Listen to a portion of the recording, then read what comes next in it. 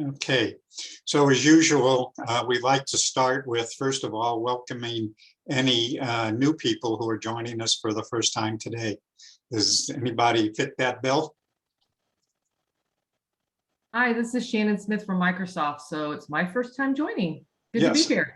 And Shannon, I owe you an email and hopefully we can connect this week. Sounds great. Thank you. As you'll hear from Robert, we've got a grant we're working on. I know you were working on something too. And so it's just been kind of crazy, but we'll definitely want to connect with you.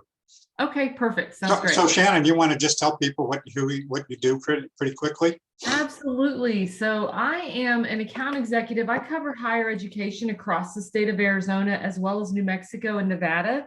I was asked to join this by our broadband team. The folks on that team know that I'm very passionate about internet connectivity. I grew up in rural South Texas and one of those houses where we had an antenna and nothing else. So, you know, since I've been supporting education in Arizona, both with Microsoft and then with other companies, I've had an opportunity to kind of see really where we have a lot of gaps in the state. And so I was really excited about the opportunity to join this group. So great, Shannon. And we definitely, like I said, I will connect with you later this week. Actually, this afternoon, I'll send you a meeting invite and we can have a conversation and then explore ways that we can partner with you. Sounds great. Thank you. Okay. Anybody else who's new to our meetings today? Going once, going twice. Okay, let's jump into it then. First of all, I want to remind you, so we're meeting the October 18, which is today, and the 25th. I've sent you all meeting invites and we'll continue to send regular, excuse me, announcements. Atenas, how do you pronounce your name? Are you new to us today? Hi, I'm Athena. I've came to a couple others. I'm with Stand for Children. I'm an organizer.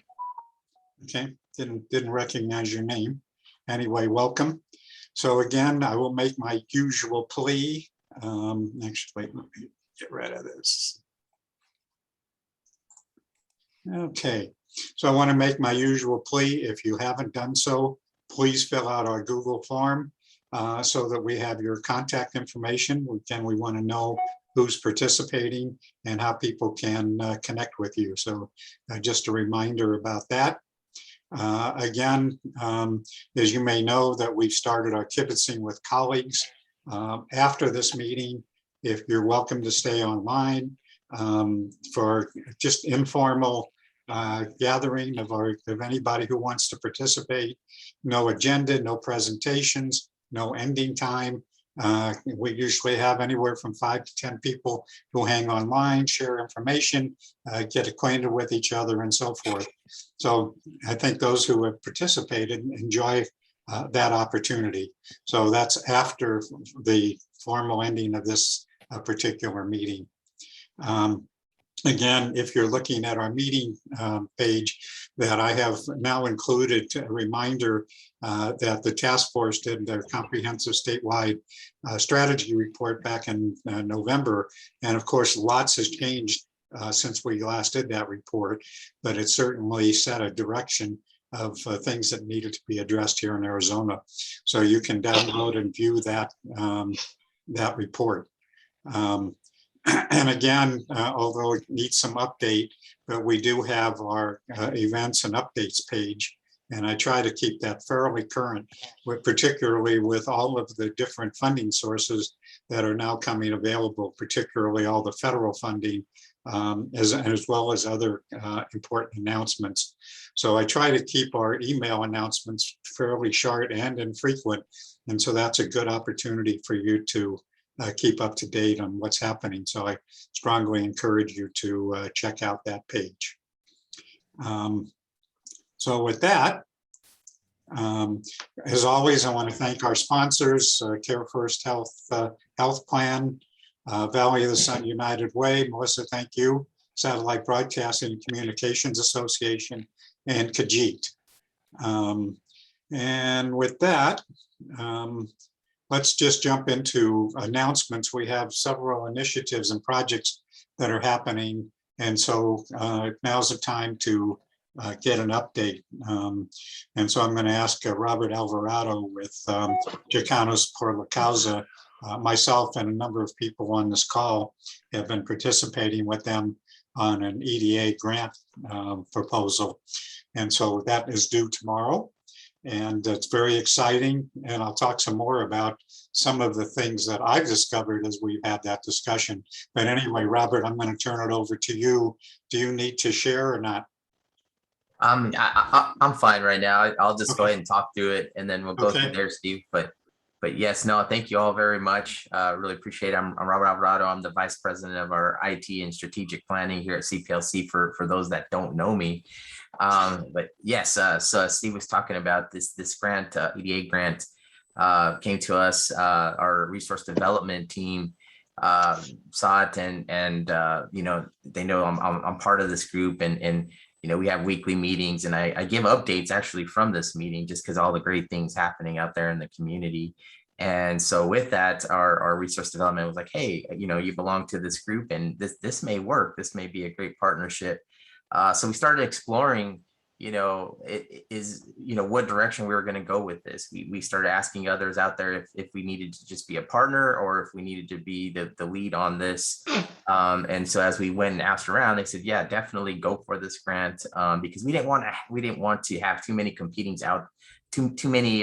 grants out there from the state of Arizona.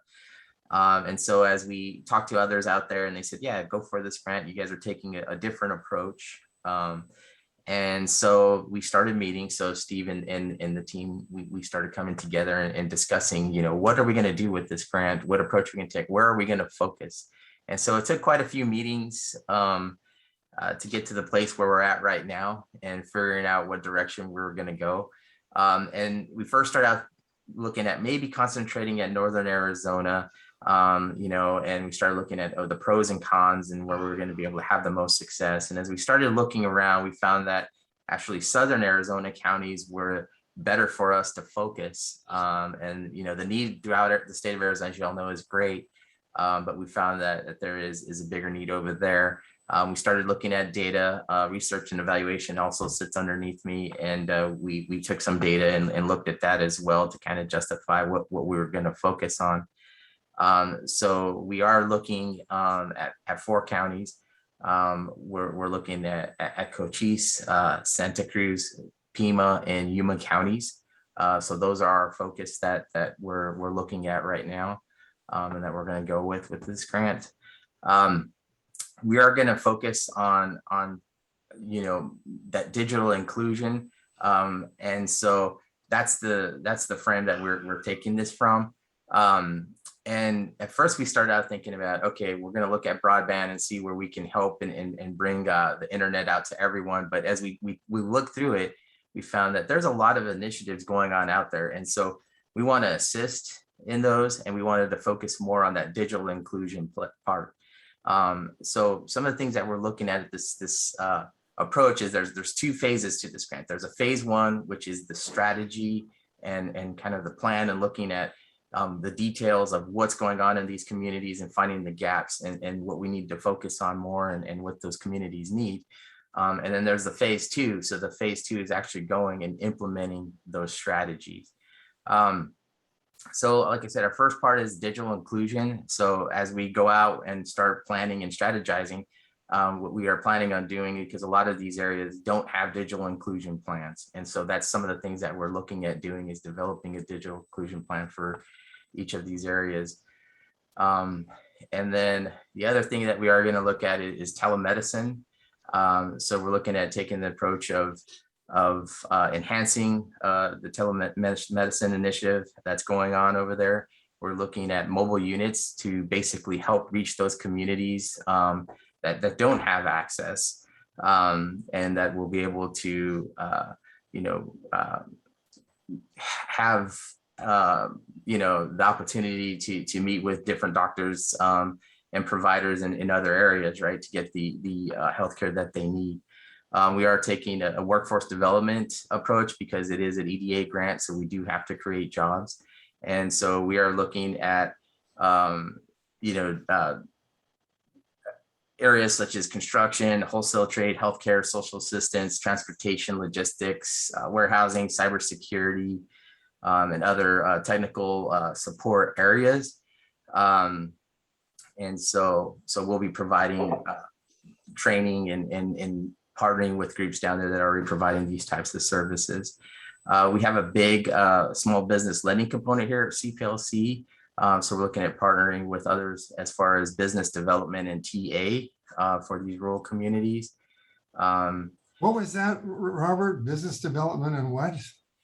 So in TA, Technical technical assistance. assistance Technical for assistance? businesses. Yeah, for small businesses. Yes. And then we also have been working on looking at navigation systems. So having navigation systems in these areas to help people navigate these areas, find the technology that they need, and break down some of those barriers. And that's the navigation systems that we'll be looking at. And then we have an advocacy component. So we'll be looking at community engagement and efforts to promote economic development and equitable access and to support the community. And so those are our main things that we are focusing on. Right now, we pretty much have completed writing the grant. And so right now we're going through the final, this morning, we're going to go through the final run of the grant just to make sure everything's where it needs to be. Sylvia Raboso, she's the one on our end that's writing the grant and putting it all together.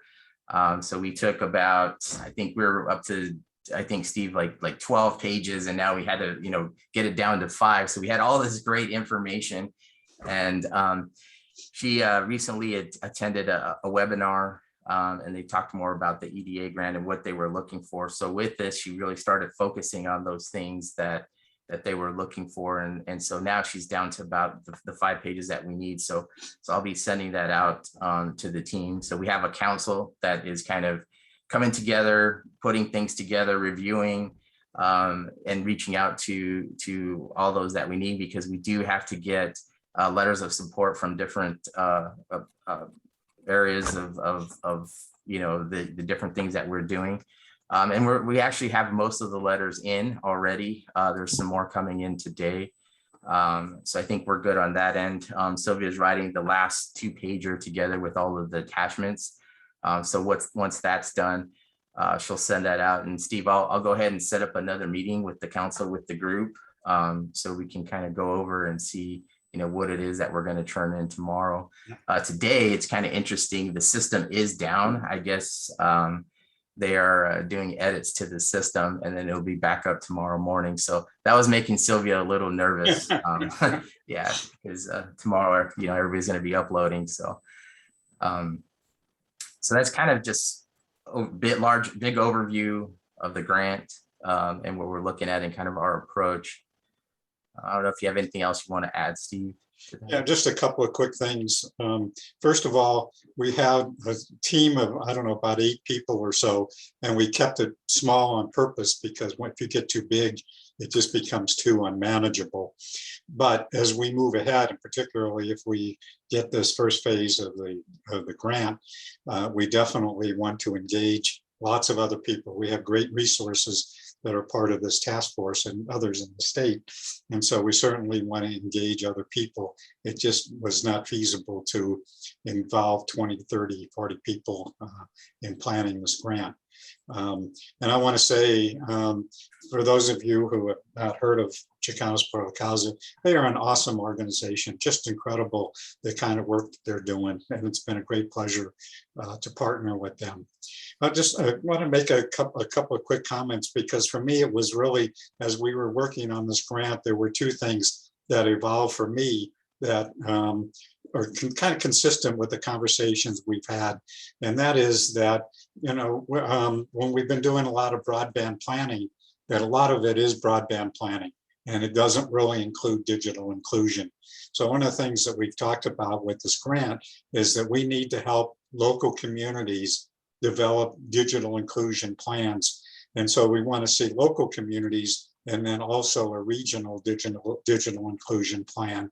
But it also, from my perspective, relates to the broader need for us to have a statewide digital inclusion plan.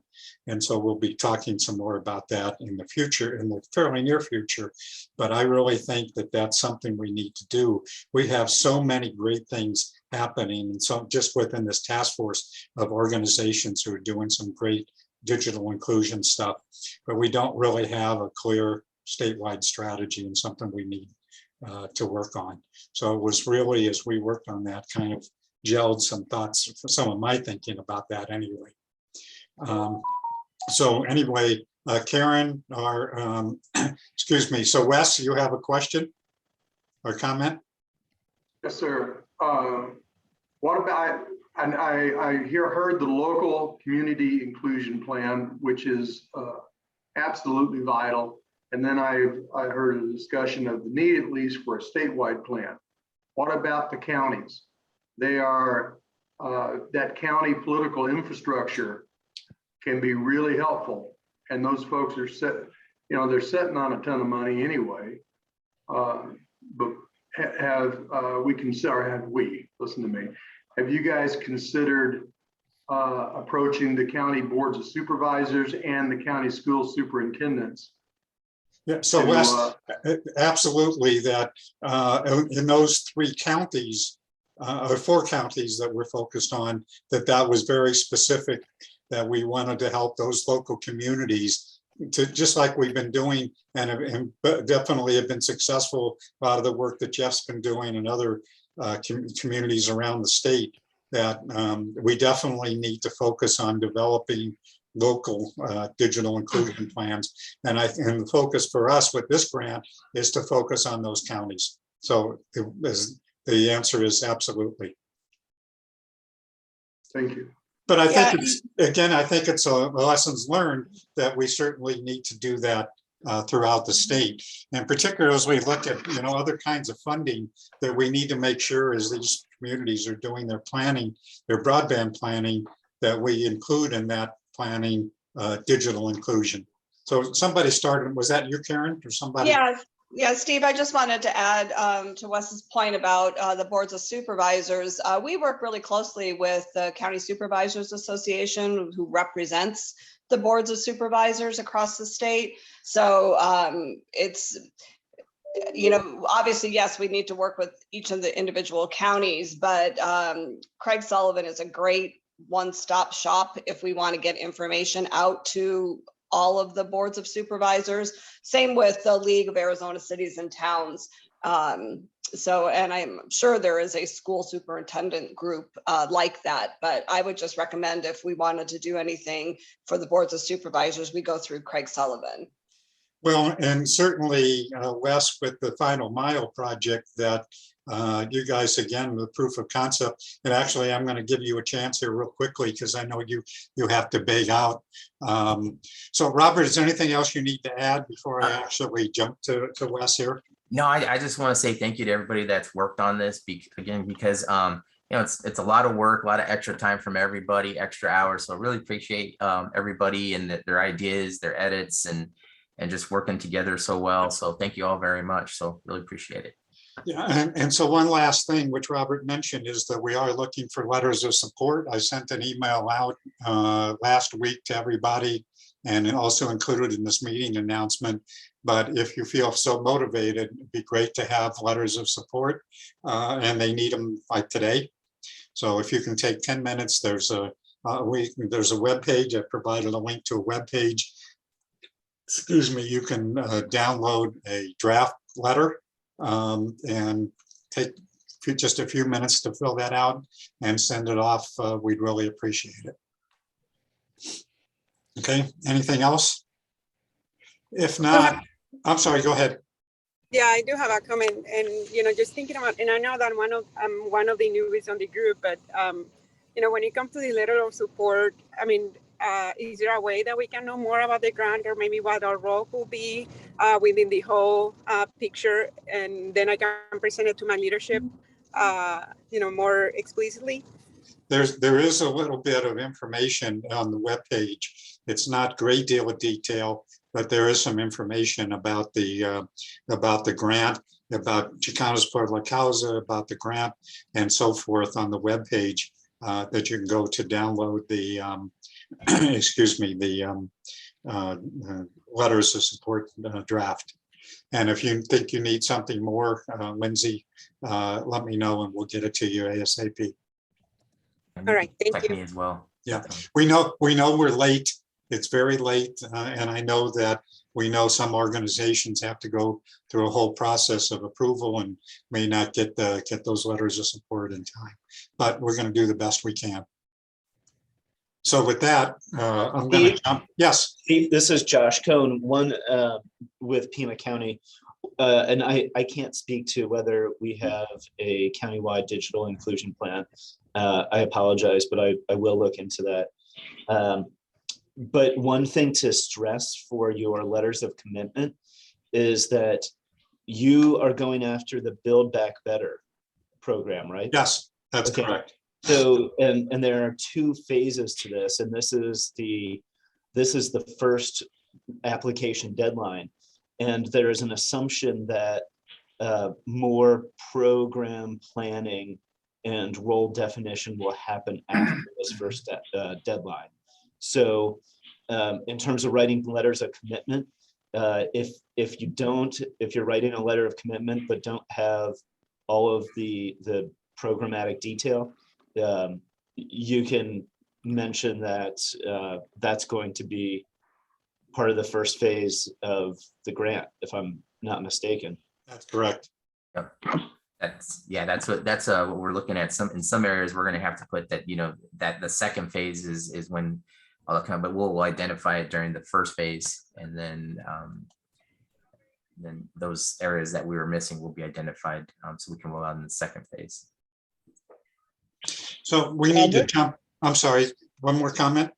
Yes, this is Marla. And in the past, when we have applied for federal grants, even though we didn't get the letters of support in time for the submission, if we got it and kept it on record, on file, during the review phase, we could let them know that we have these additional letters of support. And it does help with the application.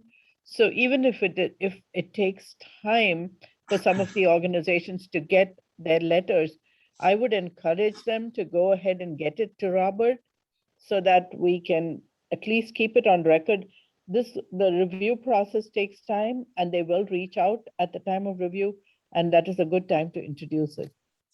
Okay, we need to cut off this discussion because we're going to lose Wes in just a couple minutes. And so Wes, and I think Mylan, you're on also. So lots of exciting stuff happening with the Final Mile project. So can you guys do that real quick before we lose Wes? Or do we already lose Wes? No, Yeah, Wes. Wes is here. Okay. I'll give a really quick overview, and then the responsible adult in the Final Mile project, who is Mylan, can finish up. First of all, we'll be happy to write a letter of support. Sorry to come in late to the game. I love the idea of local planning, because a lot of this is ready, shoot, aim, or has been, because we've been kind of in a hurry to get it rolling. And Josh, in Pinal County, is that the one we're talking about? Pima. Pima, okay, all right. Yeah, because I was going to say, I misunderstood. Pinal County's got a really highly developed plan through their county school soup and their county IT guy. So anyway, quickly, all the Final Mile projects, the first 5 have been funded. And the concept has, our first project was lit up down in Paloma in South Maricopa County. Successfully, we're getting the others should all be lit up except for possibly one up in Forest Lakes because of freezing, which will delay some concrete work. They ought to all be up and going by December, sometime in December. So I think this fits in very well with at least the planning part of what you do. Because we can operate the final mile concept, CBRS concept that Roy Conway is providing for the final mile can work in a whole lot of places, in southern Arizona, which is a really good place to start, and even some up in the forested areas. But I fully support going south. I think that's where a lot of the immediate need is. So I'll sign off. I just wanted to, Steve, I'll write you the best letter I can. I'll look pretty good on paper. And I'll let Mylan catch you up a little bit on where we are and what our next steps are, because it's time to make some next steps. Thanks, everybody. Tracy, I will remember. If I forget, rattle my chain. Bye, everybody. Thanks, Wes. Got it, Wes. Thanks, Wes. Good to see you. So Mylan, Thanks, Wes. Anything you want to add? Yeah, we've got these, the first 5 projects we should be finished with December, January. They should be wrapped up. The next 5, we've already got the board approved the Sonoyta area, Quartzsite, Topak, open St. John's, the Little Colorado Valley, and then Vernon. So we've got the next 5 lined up. I'm gathering the addresses right now and working on the RFPs. And as soon as I have the information from the schools, the actual addresses, those RFPs will be ready to publish and put out. And then 30 to 60 days later, we'll be reviewing those and making the next group of awards. This is an awesome project and a great demonstration of proof of concept, Mylan. So you guys have done a phenomenal job on this project. Thanks, Steve. We appreciate it. It's a lot of work. It's something that we've needed to do forever, and the pandemic is just kind of forcing our hand to go out there and do what needs to be done. So it's actually a good thing. Yeah, and certainly is consistent with the whole need to do local planning. You know, and at the same time we're doing this, we try to, I'm encouraging everyone to, you know, give me an area around a school in each of the counties, which gives me the opportunity to go to the county folks and work with them specifically and kind of coach them along as to this is what you know, you may believe you're in rural Arizona and you can't really impact the bottom line. But once we go in, work with the county school superintendent and the county board of supervisors and show them that, hey guys, we can take a little bit of money and actually make a big impact in your rural area, then it, you know, it really gives them the enthusiasm to start working on it. And once they start working on it, they work with people like, you know, Karen with the Broadband Consulting Group, and with the work that we've already done with the building broadband to all the schools and libraries in the state. They realize that there are more assets and more tools available, so they can actually grow those networks in those rural areas more than they thought. So it's it helps in a lot of ways. So Mylan, assuming that we are fortunate enough to get this EDA grant, that particularly since we're focusing on Southern Arizona, that it would certainly make sense to obviously explore the relationship with Final Mile and the project we're working on. The EDA grants will give us a huge influx of money, which will allow us to really expand what we're doing. Exactly. Apache County is also working on an EDA grant, and if that comes through, that's going to be huge for Apache County. And that's a you know, people talk about rural areas all over the country. Arizona has some of the most rural areas anywhere, and I sit on all these boards and these committees, and I do talks all the time. They talk about, you know, all of our schools are rural. I'm like, yeah, we understand rural. We understand rural very, very well. If you're not in Phoenix, Tucson, Flagstaff, or Yuma, you're rural in Arizona. So, you know, and I tell them all the time, you know, our smallest county is Santa Cruz County, which is bigger than 4 states.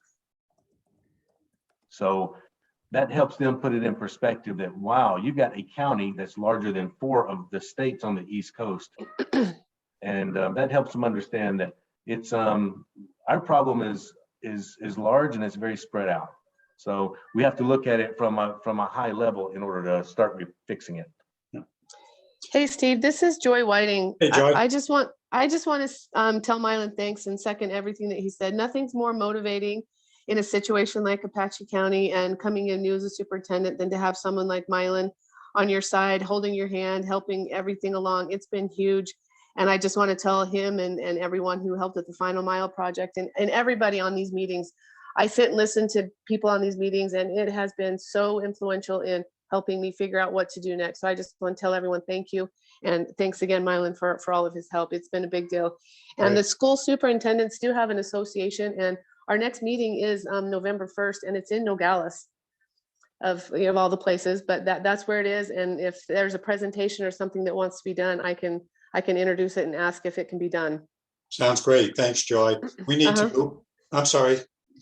Somebody had a comment? If not, we need to move on because we've got some other things to cover real quickly. So Cindy, are you online? Cindy, I don't know if Nicole's online. You want to give us a quick update on the plans for the digital inclusion team and Connect Arizona Digital Inclusion Directory? Sure. We've talked about starting a discussion group around digital inclusion specifically for people that want to attend that. Nicole and our team are working on trying to figure out kind of a structure for that, a meeting time, everything that's involved with setting something like that up. And so we'll keep you posted, working on that to try and get it to happen quickly. And Nicole wanted me to also call attention to the Connect-Arizona website, where they've done what they call a community data page in their website. I'll put the link in the chat.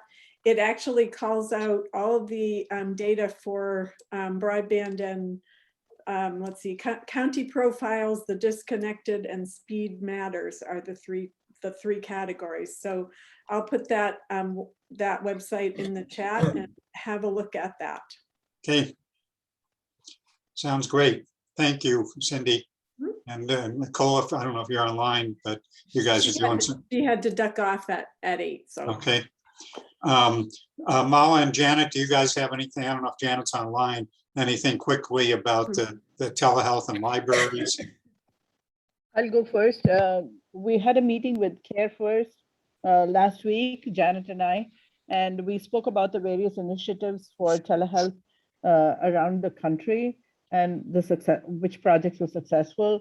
We spoke about our model, the pilot that we are working on with Pima County. Pima County has 4 mobile vans, and they are using those for various digital inclusion projects.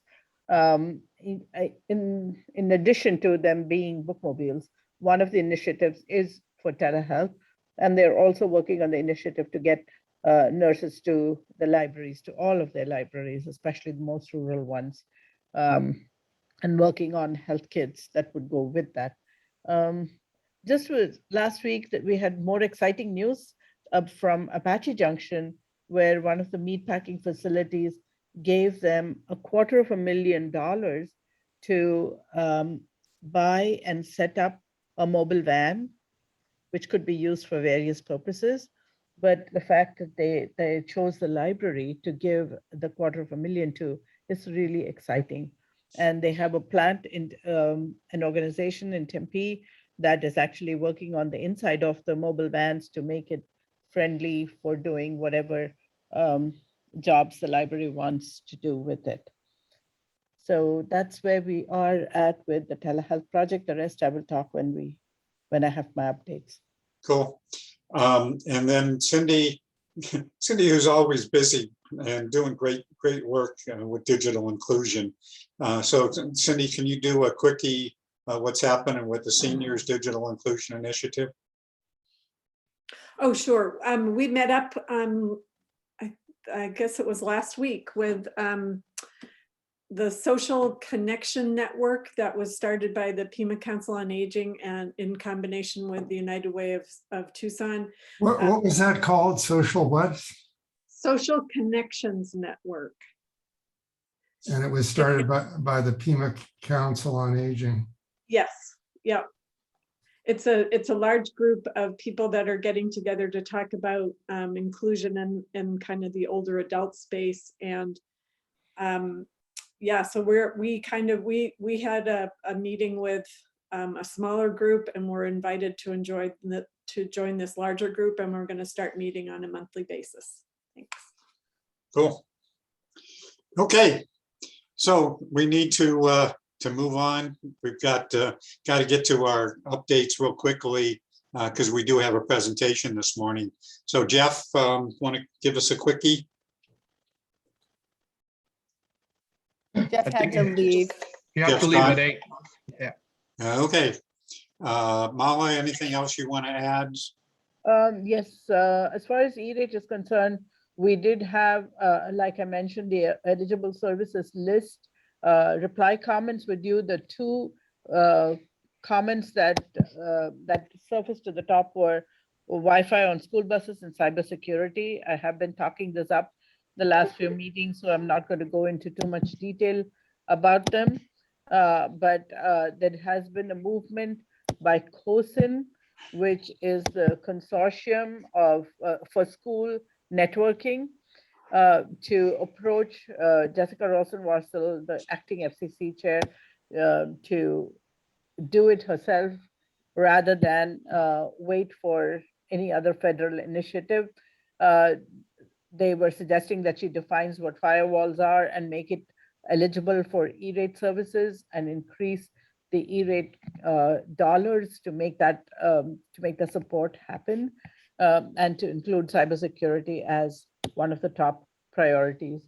So as far as EBB is concerned, we have 168,614 households now that have signed up for EBB. There is still $2.5 billion available in that fund. And it runs out when the money runs out, or by the end of the pandemic, whichever comes first. So there is still funds, so please continue to keep promoting it. As far as ECF is concerned, the second wave of funding was released this last few days ago. The first wave we got $38 million. The second wave we got $35 million, for a total of about $74 million. This is Arizona. Arizona received $74 million so far. It has been committed to Arizona. The second filing window, which was open on September 28th, closed on October 13th. That is for about $2.9 billion.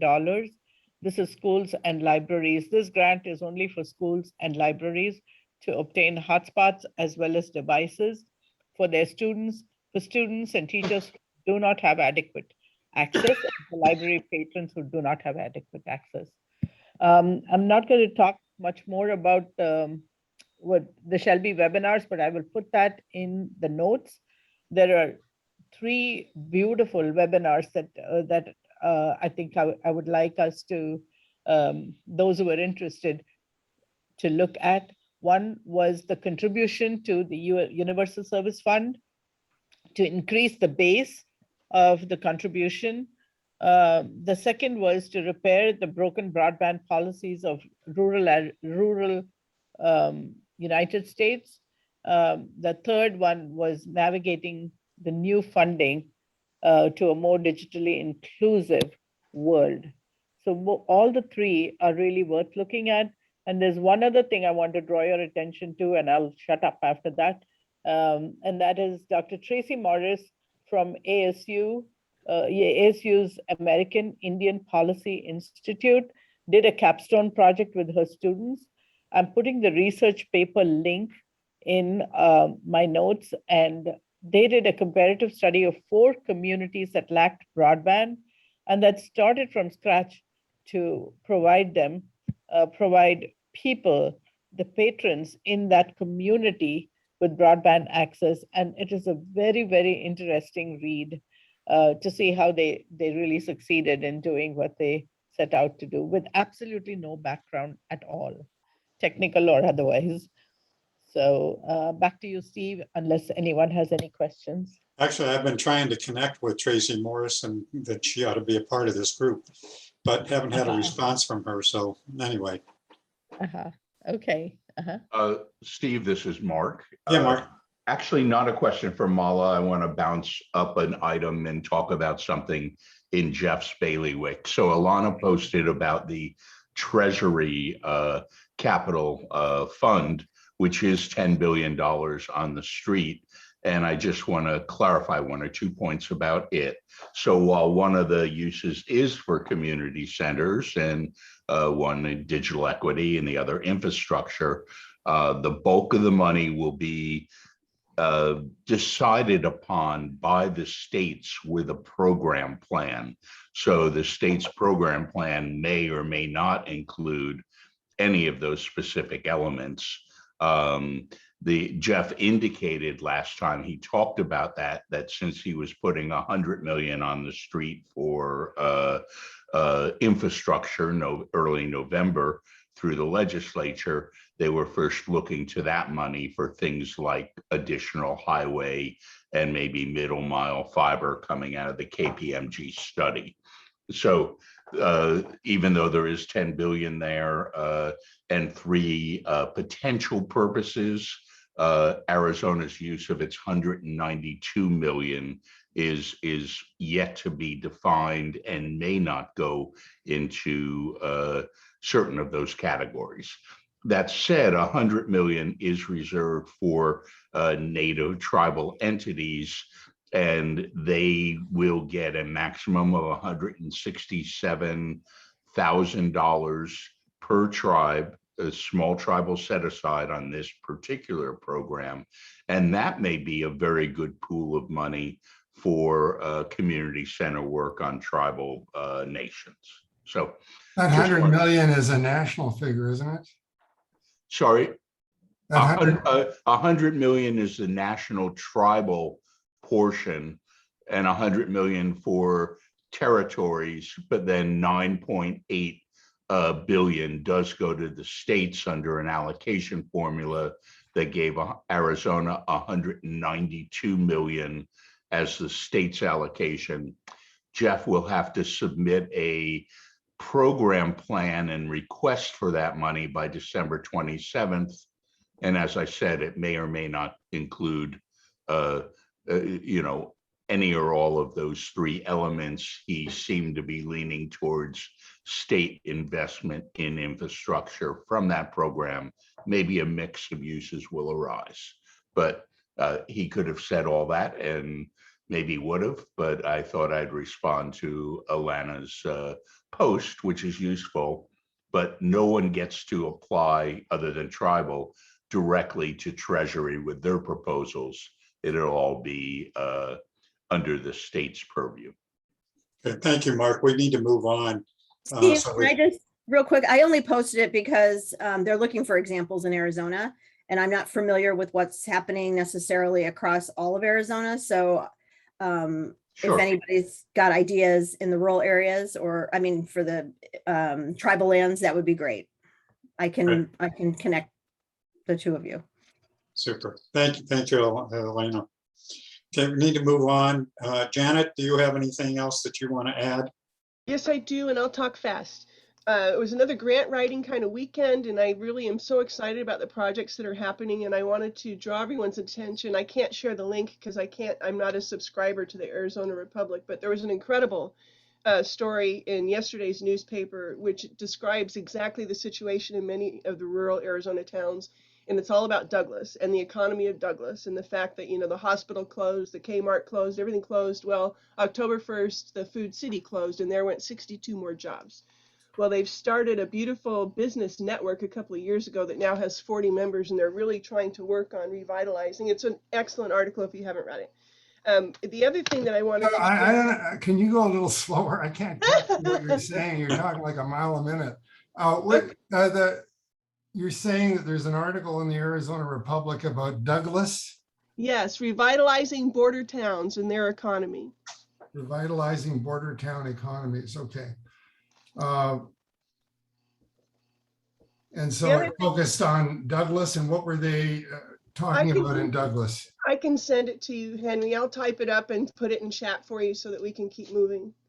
Because Okay. I think it's really worth taking a look at the article. The other thing I wanted to say is, as we discuss telehealth in libraries, I would also like to expand the conversation to telehealth in libraries and schools. There are a lot of school projects, there are a lot of school libraries where you've delivered telehealth, and I think that's an important part of the conversation as well. And I do appreciate having had the opportunity to talk about those possibilities with a lot of people. Specifically, most recently, the Mariposa Community Health Center, who would like to start doing school telehealth projects in the same places where we're having conversations right now about building out more infrastructure and being able to offer services. So I would love to entertain a group of people here in Tucson in the near future to talk and meet with people from Douglas, from Mariposa and Nogales. Okay. The other thing I wanted to share is I've recently had the opportunity to attend a couple of really great conferences, Health Currents and Arizona Health Equity, and it's all about the data, right? And the data that was shared was impressive with regards to health and equity, but one of the solutions and one of the really wonderful presentations that was shared that I would like to host as a webinar was about Arizona 211. And the update from 211 is really impressive because they've put a big focus on connecting people to healthcare. It's all kinds of resources. It's about housing and everything, but it's really a robust healthcare 211 information system. And Lindsay Dietz, who unfortunately couldn't stay on the call this morning, she works with community health centers, and some of the concerns with regards to the 211 service are incorporating them into existing electronic medical records and infrastructure, because of course no one wants to enter data twice, especially in healthcare. And I think they're coming up with really great ways in which they can actually have patients access their own patient portal through 211. And I really would like to dig deeper, because I can see that as being a great way in which we can incorporate yes, Cindy, they also have digital inclusion. And it's interesting because they've developed a tool that helps direct people to what resources they need, as well as help them, complete the forms, complete the applications. But it also closes the loop on referrals. If by using the 211 system, you don't just refer people, you get to close the loop. You get to follow up, and you get the data that determines how many people followed up, how many didn't, and why not. It's really an impressive way in which I think we can improve connecting people to services, and it's the people who need it the most. The other thing that was really interesting about the conference was there was also a great presentation on advancing virtual telehealth efforts and also policy and legislation. But there was a presenter from the Office of eHealth Innovation from the state of Colorado, and they actually developed a health IT roadmap in 2008 with a state strategy, and they actually used the basis for creating this strategy was the broadband report that we did here in Arizona in 2018. So kudos to Karen Ziegler and all of those who participated in the broadband task force in 2018. Colorado took it and rolled with it as well and put together what they feel is a pretty good health IT roadmap for the state of Colorado. And I look forward to the report from KPMG, and I look forward to collecting and investigating where here in Arizona we really have gaps in healthcare, specifically related to gaps in broadband, and helping fill those gaps. Okay. That's it. Great. And Thank then you. Janet, I posted a link to the Telemedicine Council's regular quarterly meeting, which will include the celebration of ATP and the council's 25th anniversary this Wednesday. Actually, thanks for reminding me, Mark. I'll Thanks, send Mark. that out this morning. Okay, we need to move on. Sophia, are you online? And Mylan, do you guys have anything more that you want to add? Hi, Steve. This is Sophia. The only thing that I would add, in case, because I know we've been talking about federal monies, is ADE had our ESSER 3, so the third round of federal funding, that plan approved by the Department of Ed. What, can you say that again, Sophia? What was that?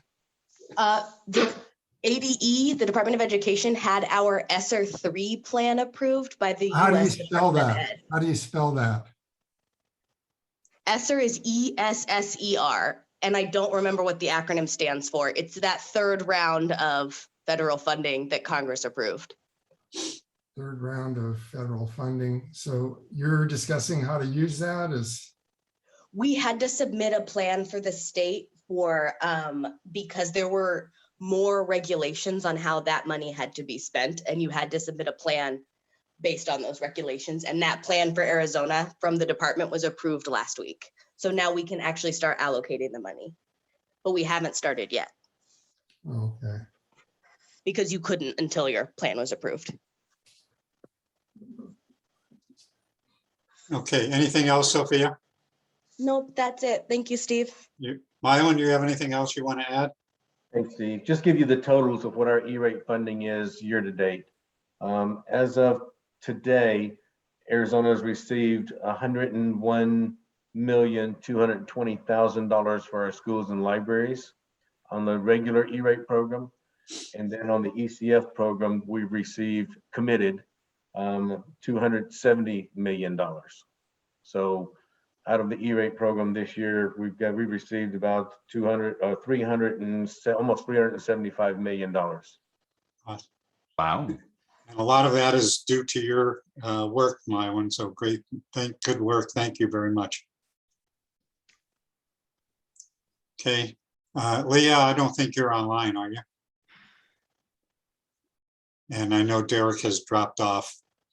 So here's the deal. We're now at 8:30. We try to end by 8:45. And so I'm thinking that maybe we should postpone, Camille, if you wouldn't mind if we postpone you till next week, your presentation, so that we give you enough time. Would that be okay with you? Sure, I think that's okay. I will double check on my calendar, but I'll make time for it. I don't think it's a problem at all. And if it doesn't work next week, then we'll do it at another time. Yeah, I think next week, I just pulled it up right now. I think next week's totally fine. So whatever I can do to support you and make it work, it's great with me. Sounds like a plan. Hey, Steve. Yes. Camille is already making a pretty big impact already. So she's had a couple of productive meetings, and I know she's got a couple more scheduled. So she's doing pretty well already, even before she get introduced to this group. Cool. Well, I just want to make sure that she has enough time to present, to answer questions and so forth. So, so we're going to postpone, not have a presentation this morning, but I did want to make a couple of comments. First of all, it's just phenomenal what's happening in this state and the work that people are doing.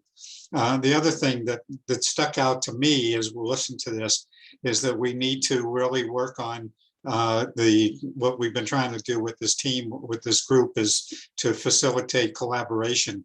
There's some real opportunities for people to collaborate, to share information and so forth. And I think we need to figure out how do we do more of that in some kind of manner. So I'm just would like any thoughts that people have. You know, I think the Middle Mile project or Final Mile project is just awesome. The telehealth folks and what they're doing, it's just phenomenal what's happening. And we really need to figure out how to better integrate all this stuff. Any thoughts or comments that people might have? Steve, this is Janet, and what I hope to do with the Telehealth Alliance group is still have the opportunity to look at topics that are relevant to people who are in the telehealth space in the first part of the meeting, but break into geographic groups the second part, or work groups, because there are a lot of projects. You want to be able to share information with the larger group, but it's also important that you give people the opportunity to network and work together with regards to what their geographic areas are, what their community is. So I'm going to try and do that and have our 2-hour meeting be the first hour, that format, continue the same format where we're sharing some great content, and then the second part of the meeting, the second hour, break into groups. So I think for me, that one of the things that I think at least has been on my mind, and I think for all of you, is, and I had this conversation with Jeff also, is that there's been a lot of great work being done in broadband development. And then there's different pockets of things. There's the telehealth folks and the senior program and all this stuff.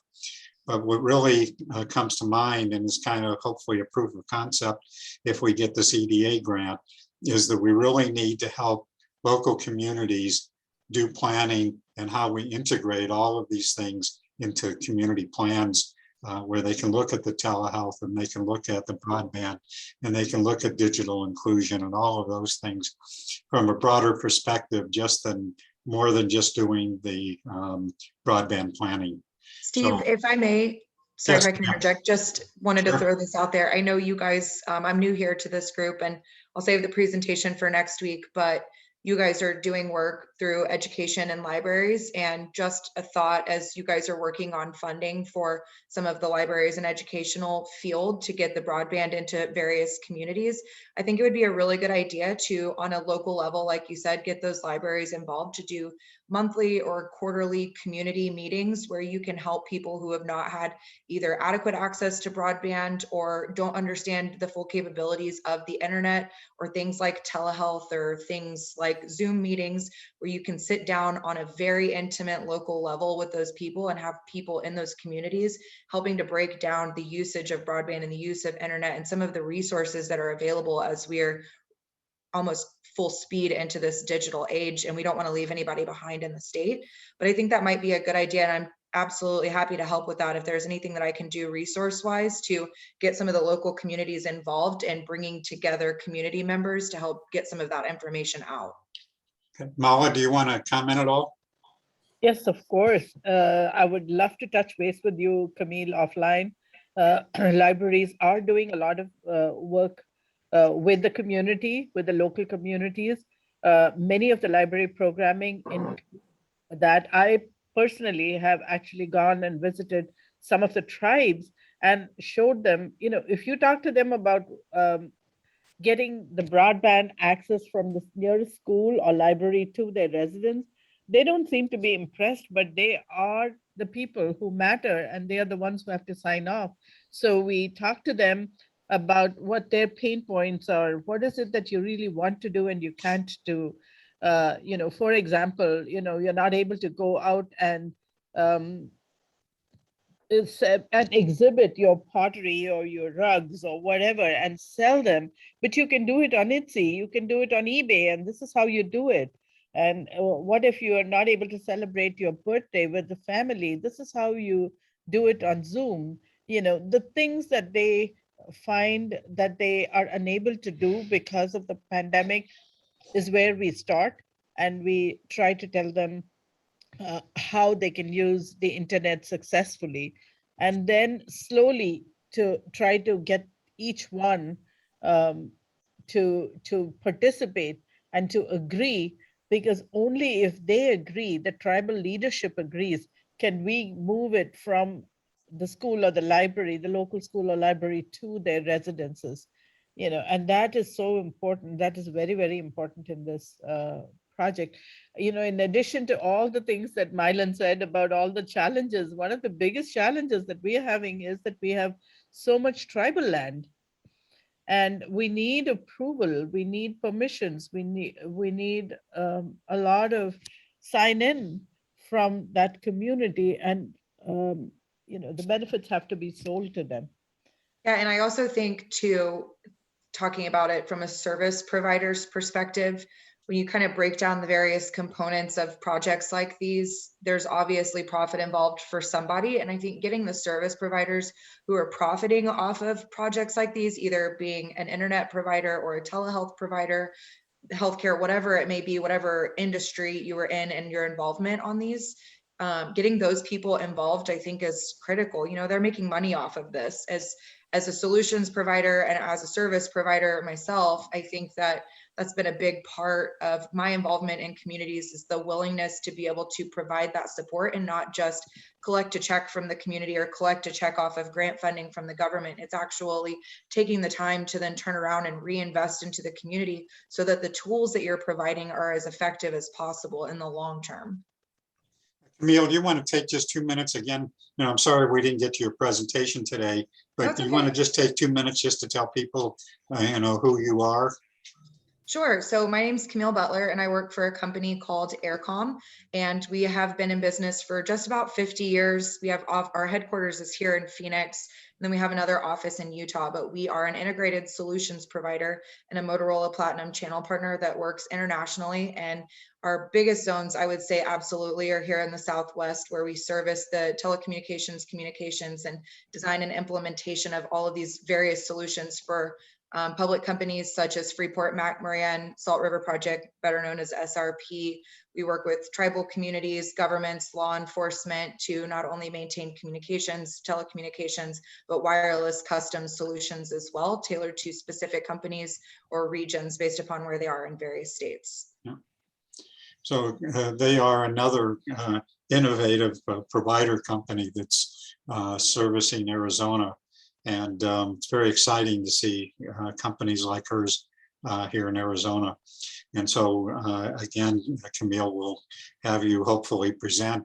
As you can see, we have so many things going on, trying to get everything reported on in an hour and 15 minutes is getting to be quite the challenge. Good problems to have, good problems to Yep. have for sure. Yep. So anybody else have anything else before we end the meeting and go to our kibitzing, which is kind of what we're doing now, but. Steve, it's Mike. Yeah, Mike. Just to give everybody a quick synopsis. So Friday I get an email, says, "Dear Mr. Edmonds, I am the committee clerk for the House Financial Services Committee. Thank you for agreeing to be a witness." So it looks like I'm going to be talking to them about the Build Back Better program. Related, not related, this has to do with housing. But since Build Back Better did come up in our conversation today, I thought maybe I should mention that. The hearing I'm going to be testifying at is titled "A Strong Foundation, How Housing is the Key to Building Back a Better America." And the chairwoman who's going to be sitting on that committee is Maxine Waters. Okay. So this will be interesting. The only other thing I wanted to report is that over here at Tucson House, looks like starting today and tomorrow, we have tablets coming in from the city of Tucson and Connect Home USA and T-Mobile. It's been interesting. I've been setting up accounts for people who do not speak English. That's been a little challenging. And once the tablets arrive, I will be, helping to to activate their accounts on their devices. So we'll see how that goes for the next week. So Mike, you want to explain briefly the project? So you're working on Thrive in 5, is that what it's called? And so you want to just tell people about that? Yeah, I'm a resident of Tucson House, but also appointed secretary of the Tucson House Residents Council. And as I was looking to figure out what to do, job or start a business or go back to school, I learned about Thrive in 05, which is an economic development program for the 85705 zip code here in the area. Quick boundaries: north on Grant, east on Stone, south on Speedway, west on I-10 in Ward 3. Okay. And it's kind of a three-legged stool: crime, business, and community. Okay. Any questions or comments for Mike? Okay, any other announcements? Somebody else had an announcement. Who was that? Okay, going once, going twice. If there's no other announcements, I think we're done for today. Again, if you want to kibitz, you can stay online here. I'm going to certainly stop sharing and stop the recording. And so we encourage you to continue with the dialogue that we've been having. Thank you all, and we'll see you all next week. Just a reminder, I'll send out the letter again, the note again, but anything you can do to find the time to send the letter of support for that EDA grant would be greatly appreciated. And with that, I think we're done for today. Thank you, Steve.